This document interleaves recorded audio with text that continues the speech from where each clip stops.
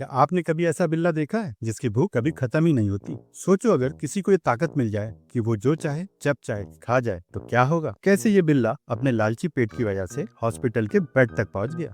इसके मासूम चेहरे पे मत जाना, इसका बस चले तो ये आपको भी खा जाए। तो चलिए जानते हैं आखिर ऐसा क्या हुआ इस बिल्ले के साथ। धकेला गाँव में एक बिल्ला रहता था, एक नंबर का काइया। सब उसे भुक्कड़ बिल्ला कहकर बुलाते नहीं भगाते थे, पर वो तो अपने आप को KGF का रॉकी भाई समझता था। उसका बस एक ही काम था, सुबह हो या शाम बस खाना मेरा काम। दूसरों के घरों में झांकना और मौका मिलते ही खाना लेके भागना। पिटने के बाद भी उसका एक ही डायलॉग होता था, ये बाबूराव का स्टाइल है। हाँ हाँ ठीक है बिल्ले, ओह माफ कीजिए रॉकी भाई। इस बिल्ले की भूख है कि कभी मिटती ही नहीं, कि चाहे जितना भी खा ले इसका पेट कभी भरता ही नहीं। एक बार तो 2 दिन तक इसे कुछ भी खाने को नसीब नहीं हुआ। सोते ही जागते बस खाना ही दिखाई देता था। उस रात सोते हुए बिल्ले ने भगवान भोलेनाथ से मन ही मन एक इच्छा मांगी। काश एक दिन के लिए मुझे जिसको चाहूँ, जो चाहूँ, जितना चाहूँ उतना खाने की शक्ति मिल जाए प्रभु। अब अपने भोले तो ठहरे भोले, हाथ उठाकर बोले तथास्तु।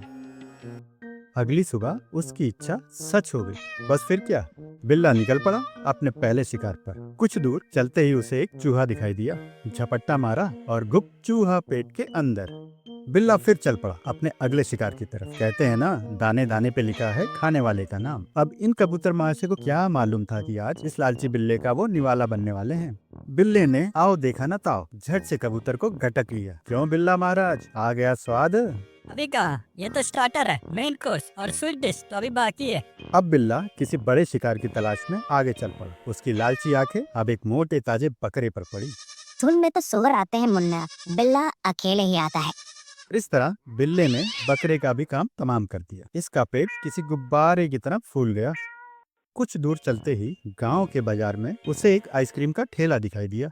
बिल्ले को देखते ही सारे बच्चे उसे भुक्कड़ बिल्ला कहकर भगाने लगे। बिल्ले की आंखें गुस्से से लाल हो गईं। पलक झपकते ही उसने आइसक्रीम का ठेला हजम कर लिया।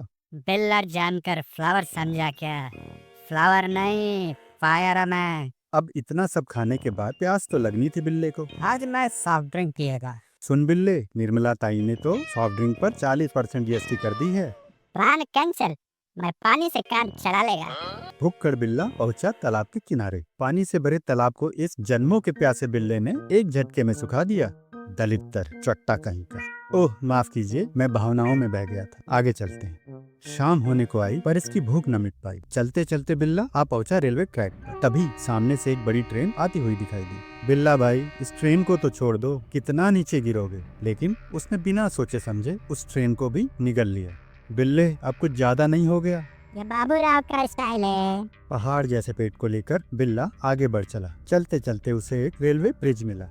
पर ये क्या, बिल्ला तो फंस गया। बिल्ले ने पूरी कोशिश की निकलने की, पर उसका पापी पेट टस से मस नहीं हो रहा था। और तभी धड़ाम की आवाज आई और उसका पेट किसी गुब्बारे की तरह फट गया। सारे जानवर, तालाब का पानी और यहाँ तक कि ट्रेन भी उसके पेट से निकल गई। बिल्ले का तो बुरा हाल हो गया। पेट में इतने छेद हो गए कि अब वो सांस कहाँ से ले। और आगे आप जानते हैं। होश आया तो बिल्ले ने अपने आप को हॉस्पिटल के बेड पर पाया।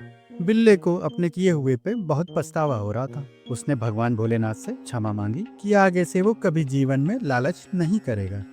ये कहानी हमें एक गहरी सीख देती है। भूख जरूरत की हो तो इंसान को जिंदा रखती है, लेकिन जब यही भूख लालच में बदल जाती है तो बर्बाद कर देती है। जिस तरह उस भुक्कड़ बिल्ले ने सब कुछ निगल लिया, पर अंत में उसका ही पेट फट गया, वैसे ही इंसान का लालच भी आखिरकार उसे तोड़ देता है। लालच का अंजाम हमेशा बुरा होता है। जो हमारे पास है उसमें खुश रहना ही असली समझदारी है। कहानी पसंद आई हो तो लाइक करें, शेयर करें और चैनल को सब्सक्राइब करें। तो मिलते हैं अगली कहानी के साथ।